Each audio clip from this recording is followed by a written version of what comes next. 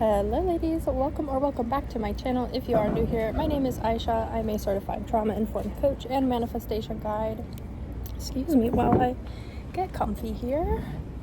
Sorry for the weird angle. I'm doing one of those out in the wild videos that I like to do from time to time, and I figured since I am out here on a self-date, I am enjoying a Marionberry cheese Danish and a vanilla latte with some cinnamon, and it's really good. And it's not sunny out, but it is not super cold either, so I'm really just enjoying my time. And it got me thinking, so I had already had this topic on my mind, and I figured, like, what better time to share this topic than right here, right now, where I am literally just having a good time with myself, enjoying my day. Obviously, I have other videos to film today. I've got to go pick up some groceries and do my thing. But I watched this video training from one of my mentors, and it was like really resonating with me, all the things that she was saying. And then it just got my gears turning, which, like, obviously that's why I consume the level of content that I consume from other creators, as well as, like, I get my own inspiration from my day-to-day life, but I also really love hearing other people's words. So it's going to be the same topic, but my own spin on things. So the training was about love and money, which are like the two biggest things that people are looking after, they're chasing after, they're manifesting in this world. And especially the women that I coach. Like love and money, their stories tend to be intertwined, or they tend to be completely separate. And what I mean by that is, like, you're either having the same pattern and cycle in love and money, or you're having really great success in money, but you can't figure out the love, or you're totally fine in the love department, but you are struggling to figure out money. And I also just happen to really love watching cat videos on my downtime. I don't know if that's just because who doesn't? I mean, they're all over the internet. But it got me thinking, like, this cycle of chasing, this, and sorry if you can hear background noise, it's kind of a busy little shopping center here. There's cars driving by. But if you're in that cycle of chasing, if you're in that habit of, like, I need it, I want it, I'm craving it, I'm desperate to have it, where is it, why is it not here yet, I'm doing all the things, why can't I get this, why can't I get the love, why can't I get the money? And being in that energy of, I swear, like, it just started getting loud when I started recording. Whatever. No, it's so quiet over here. It's so quiet, and people are so peaceful, and it's a lovely day, and there are no loud trucks driving by right now. Anyways, it's passing. Okay. It's that desperate, needy energy. And some of you are like, why are you bringing up cat videos and whatever? It's because I thought, like, on my drive here, I was thinking about it, and I'm like, the way that some of you are pursuing money and love is the way that some of you try to, like, it's like you're trying to coax a cat to come here. It's like, you're like, come here. You're like, pss, pss, pss, like, come here. Like, you're trying so hard to convince the cat to come over to you, and it doesn't work. And then you leave the cat alone, you ignore it pretty much, and then all of a sudden the cat approaches you on its own. And you're like, what the heck? I tried so hard to get you over here before, and you didn't come over here, and now you're here when I don't even, like, I'm not even thinking about you. I don't even really want you over here anymore. Like, it's still kind of exciting when a cat chooses to come investigate you. But still, it's like, that's the energy. Cats don't like that desperate, needy energy because it's forced. It's pushy. It's controlling. It's manipulative. And cats just want to be on their own terms. Like, they don't want to be forced or coaxed into coming towards you. Like, and, like, even some cats, like, they'll come over, they'll grab the treat or they'll play with the toy, and then as soon as, like, they've got their fix, they're, like, gone. And I know some of you have that same energy in specific person relationships, in romantic partnerships, where you're like, oh, they only come here and they use me, they get what they want from me, and then they leave. And it's because you're still holding on to that desperation. You're in that clingy energy of, like, I need you here, I need you with me, I need you to say these things, I need you to do these things for me, I need you to show up in this way. And, like, you have to treat it like you're coaxing a cat. Like, you're not doing it to get. If you start manipulating a cat, the cat's gonna be like, F you, I'm out of here. Like, I love, like, pretty much any cat. If you're like, psst, psst, psst, come here, come on. Like, they'll be basically, like, look at you like, what the F is your problem? Like, what is this witch going on about? You know, like, they really just have that I don't give a F attitude. And that is what brings me into the next kind of, like, concept here for you to wrap your head around is, like, role reversal. So whereas you've been the one chasing the money, you've been the one chasing the romantic partner, you've been the one, like, forcing and pushing and desperate and clingy and needy, and you are, like, putting forth that energy, and then they're the ones running away, and they're the ones avoiding, and they're the ones who only come when it's convenient for them. They only show up like when they feel like showing up for you, and the rest of the time they basically don't care. You need to flip the roles. So instead of you chasing and you pushing and you trying to get them, you have to put it in your mind that no, they're chasing you. They're trying to come after you. You have something that they want. You are desirable. You are their ideal. You are their version of perfection. You are what they want. And that goes, like, for romantic partnerships and for money. Personify money in that way. Like, money is chasing you. Like, money is looking for ways to come after you. Money enjoys being with you. Money loves spending time with you. Money loves being in your energy. And, like, it's so intertwined most of the time. Your money story and your love story are going to be the same. Good things always leave. Like, I'm not worthy. I'm going to be abandoned.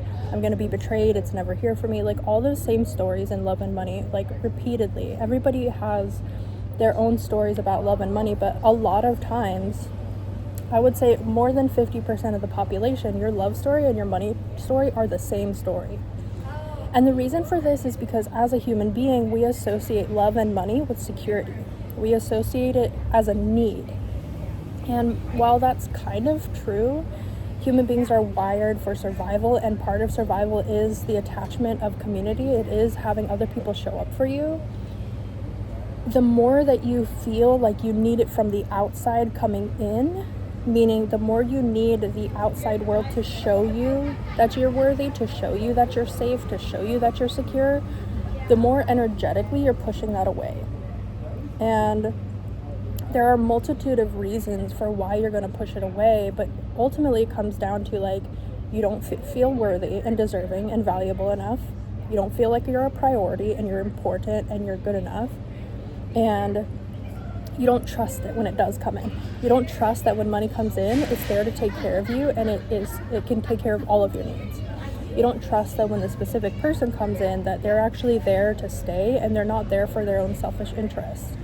You don't trust it. So we're going to flip that story. We're going to do a role reversal. Instead of you going after them, they want you. You're the one who's valuable. You're the one who's worthy.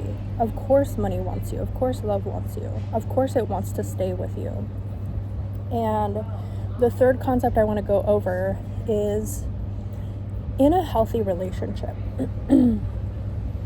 you want your specific person to be able to walk out that door and you trust that they're coming back to you. And when they walk out that door, you trust that they're doing something that ultimately is for your benefit. Like, if they're leaving for work, doesn't that benefit you? Doesn't it benefit you for them to have their own bills paid and to be taking care of themselves and taking care of their life? And if they are a provider for you, doesn't that benefit you? So why would you feel anxious and clingy when they leave? Why does your brain automatically go to, like, the worst possible assumption of, like, oh, they must be doing something wrong, they must be doing something against me? And notice how your love and money story are intertwined, and so you feel that same way about money. Notice how when money leaves, you don't have this belief that money is going back into the economy and the economy is cyclical and therefore it's taking care of me always. Like, I'm over here, I spilled a little, but I have a cup of coffee. I have my sweet little treat.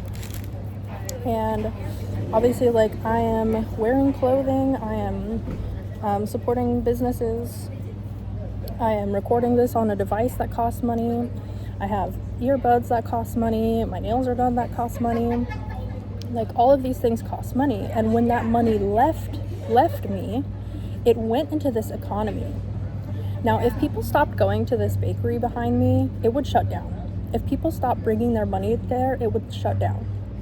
And so even if my money leaves me and goes out into the world, it's still serving me, because now everybody who works at that bakery has a job. And then they can pay their bills, and then their money goes back into the economy.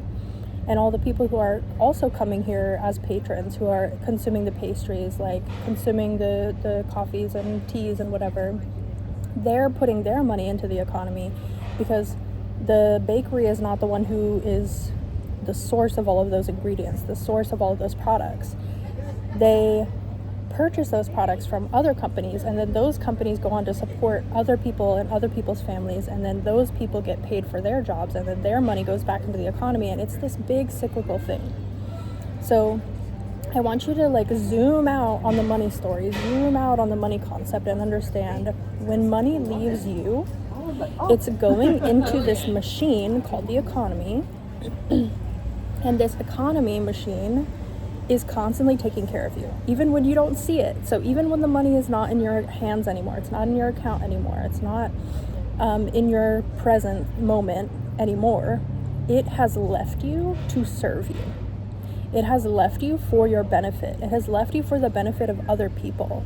And if it's for the benefit of other people, ultimately it's the benefit of you, because again, if everybody's needs on this planet are constantly being taken care of, everybody's a happier, healthier person, you get to go out in the world and experience happy, healthy people. So money is literally always taking care of you. Literally always taking care of you. As long as money exists and an economy exists, it's always taking care of you. And if it's difficult for you to understand that, like think about how when your parents had to leave the house and what they had to do for their money, and how their household economy took care of them and took care of their children. Like, if it's hard for you to believe the money side, switch to the love side. If it's hard for you to believe the love side, switch to the money side, because one out of the two of you is going to be easier for you to believe. It's going to be easier for you to conceptualize these, principles in one or the other category. So whichever is easier to you, like grab onto that. Make it make sense to you. Talk about it in a way that you understand it. This really broke my whole money story wide open when I realized just because the money is not sitting in my account waiting for me to spend it does not mean that money is gone from me, or that it's not taking care of me, or that it's not supportive of me, or that it can't come back. Because that's the other thing, is the only way a cycle works is if it keeps moving. The only way the economy works is if people keep putting money into it and getting money out of it. Because if you're only ever putting money into it and you never get money out, it shuts down. Do you really think that you are the exception to this worldwide rule? Do you really think that you are the only person on the planet Earth who spends money and it never comes back? That would be such an astonishing outlier on the point of, as a data point on the spectrum, that it's pretty much impossible. The chances are so infinitesimally small that you're fearing basically a non-reality. So now that you understand the cycle that is economy and how putting money into it benefits you, affirm that constantly. Money is always there for me. Money is always taking care of me. Money supports the world that I live in, and therefore it supports me because I'm supported by the world.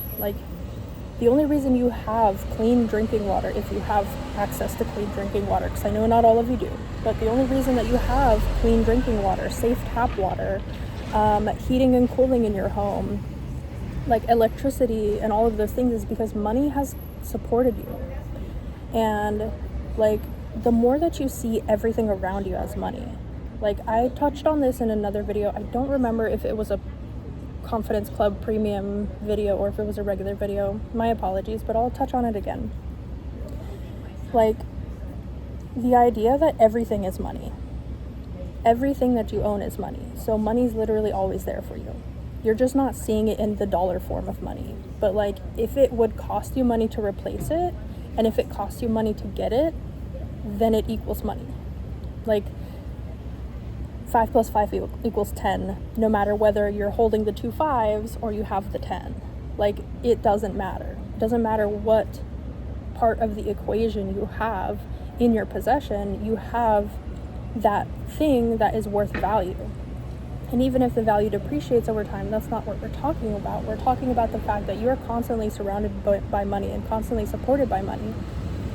And if you want to go even further than that, into the love story of that, into the... Sorry, let me just let this truck pass because I don't know how loud it's going to be on the audio. Okay, if you want to go into the love side of that, like, the fact that the sun is shining on you is a form of love. The fact that you have air to breathe is a form of love. That love is coming from consciousness, coming from the creator of all of these things that we now get to experience. The fact that you're breathing is an expression of love. Your existence is an expression of love. You being able to still be alive means that consciousness still loves you enough to keep you alive. God still loves you enough to keep you alive. Like, come back to gratitude in the smallest ways that you possibly can. And to be honest, those aren't even small ways to be grateful, but the more you can convince yourself of, like, love is all around you and money is all around you and you're always safe and you're always held and you're always secure, like, find reasons and excuses to give yourself permission to feel those things, the easier it is to welcome more into your life. And the number one money and love killer is the lack of gratitude for the love and money that's already in your life. Like, by constantly being like, I have no money, when money is literally on your body, in your body, like, that's so ungrateful. To say that you are, like, lacking love when I guarantee that you show up to work, or you have family, or you have friends out in the world who love you, who would do anything for you if they could, like, genuinely love and appreciate you. And even if you feel like you don't, of course you do. And you know what? Use me as an example. Okay, I'm showing up here in my business, not for me. My mission is to help 1 million women become their most confident and successful selves. And to me, that means my job is to love 1 million women truly, authentically, support them in any way that I can. So, like, you're receiving love here in this moment. The fact that, like, consciousness guided you here to hear these words is showing you, is proof for you that the universe loves you, that God loves you, that the creator, source, consciousness, awareness loves you. So be grateful for that. Like, the more that you are in this energy of I don't have it, and the more that you're trying to get it, the more you're driving it out of your life, because you're rejecting what's already there. Like, you're rejecting the love and money that's already there for you. And when you, like, imagine this, when you straight up reject a person, when you look at a person, you go, I don't want you, you're not enough, how does that make that person feel?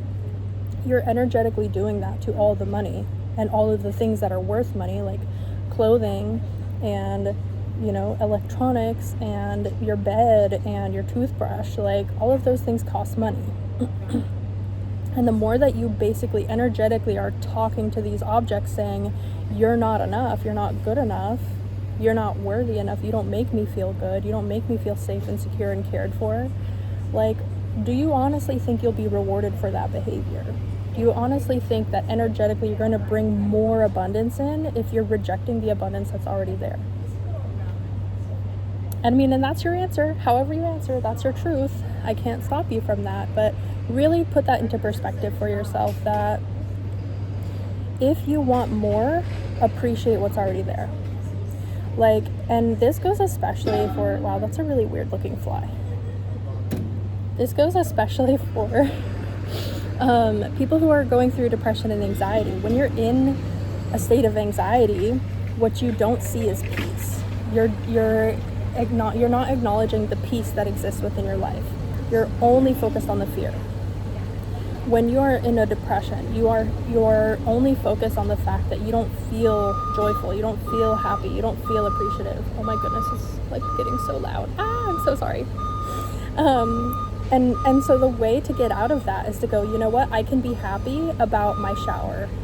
Like, that was something, like, when I was really, like, in my depression, showers made me feel so good. Sunshine made me feel so good. Like, a warm bowl of oatmeal, sitting out in the sunshine, like eating my breakfast, hearing the birds chirp, like that is what I had to take myself back to.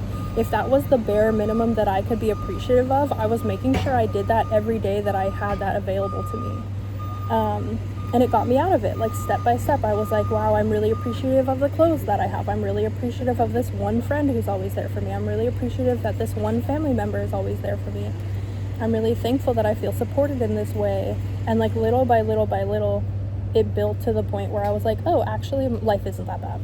It's not even that bad, you know? And not that I was being dramatic because it was real for me, but like, to be honest, it is a little bit dramatic to be like, oh, I have no money and I have no love in my life and it's not here or it's not enough. And it's like, that's your choice. You're choosing that perspective. You're choosing to see it as not enough. And as long as you're choosing to see it as not enough, and that's the story that you're telling, you will never have enough love, and you will never have enough money, and you will never feel enough.